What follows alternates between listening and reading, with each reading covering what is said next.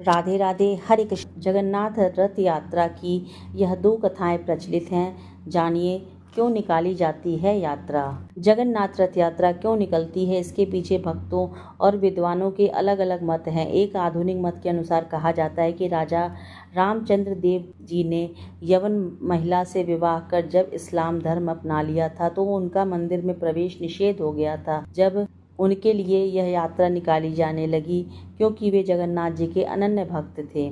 जबकि रथ यात्रा के पीछे एक पौराणिक मत यह भी है कि स्नान पूर्णिमा यानी ज्येष्ठ पूर्णिमा के दिन जगत के नाथ श्री जगन्नाथपुरी का जन्मदिन मनाया जाता है। उस दिन प्रभु जगन्नाथ जी को, बलराम जी को और सुभद्रा जी को रत्न सिंहासन से उतारकर मंदिर के पास बने स्नान मंडप पर ले जाया जाता है। 108 कलश से उनका शाही स्नान होता है। फिर मान्यता है कि इस स्नान से प्रभु बीमार पड़ जाते हैं और उन्हें बुखार हो जाता है। तब 15 दिन तक प्रभु जी को एक विशेष कक्ष में रखा जाता है जिसे अवसर कहा जाता है। इस 15 दिनों तक अवधि में महाप्रभु को मंदिर के प्रमुख सेवकों और वैद्यों के अलावा कोई और नहीं देख सकता है।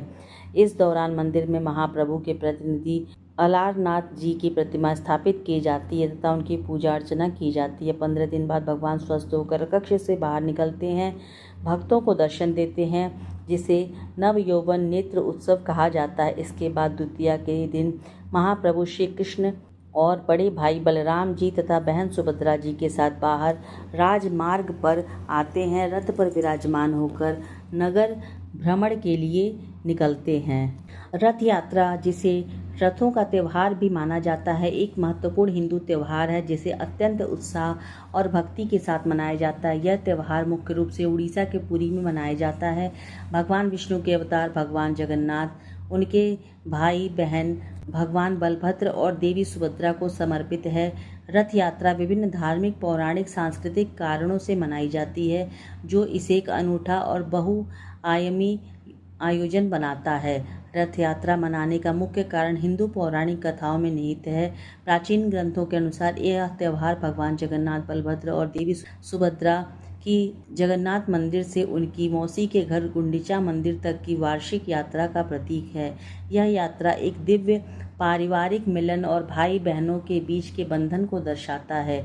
देवता 9 दिनों तक गुंडीचा मंदिर में निवास करते हैं और फिर अपने मूल निवास स्थान पर लौट आते हैं, जिससे त्यौहार का एक चक्र पूरा होता है। रथ यात्रा भक्तों के लिए एक अत्यंत धार्मिक महत्व रखती है। ऐसा माना जाता है कि रथ यात्रा में भाग लेने या उसे देखने से पाप धुल जाता है, सौभाग्य प्राप्त होता है। रथ को खींचना एक अत्यंत पुण्य कर्म माना जाता है। दुनिया भर से भक्त इस शुभ आयोजन में शामिल होने, आशीर्वाद प्राप्त करने और आध्यात्मिक उत्थान की कामना करते हुए पूरी आते हैं। रथ यात्रा अपने धार्मिक पहलुओं के अलावा एक जीवंत सांस्कृतिक आयोजन भी है। यह उड़ीसा की समृद्ध विरासत, कला और परंपराओं को प्रदर्शित करती है।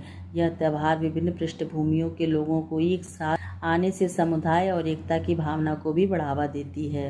रथ यात्रा समानता के सिद्धांत का प्रतीक है। इस उत्सव के दौरान पुरी के राजा सोने की झाड़ू से रथों की सफाई करते हैं, जिसे छेरा पहनरा के नाम से जाना जाता है। यह क्रिया दर्शाती है कि सामाजिक स्थिति चाहे जो भी हो, ईश्वर की दृष्टि में सभी समान हैं। इस उत्सव में 3 भव्य रथ प्रदर्शित किए जाते हैं जो कि निम्नलिखित है। महाप्रभु बलभद्र, देवी सुभद्रा। प्रत्येक देवता का एक अलग रथ में विराजमान होते हैं, जिनके साथ भक्ति, गीत, कीर्तन हजारों भक्त उत्साह पूर्वक रस्सियों को खींचते हैं। यह अनूठी परंपरा दिव्य भाई बहन के बंधन और उनकी पवित्र यात्रा के आनंदमय उत्सव को दर्शाता है। रथ यात्रा मात्र रथों का त्यौहार नहीं है, यह दिव्य प्रेम, भक्ति और परमेश्वर के साथ मानवता के शाश्वत संबंध का उत्सव है। हर साल लाखों भक्त इस पवित्र यात्रा में भाग लेते हैं, आशीर्वाद, आध्यात्मिक उत्थान, भगवान जगन्नाथ की कृपा की कामना करते हैं।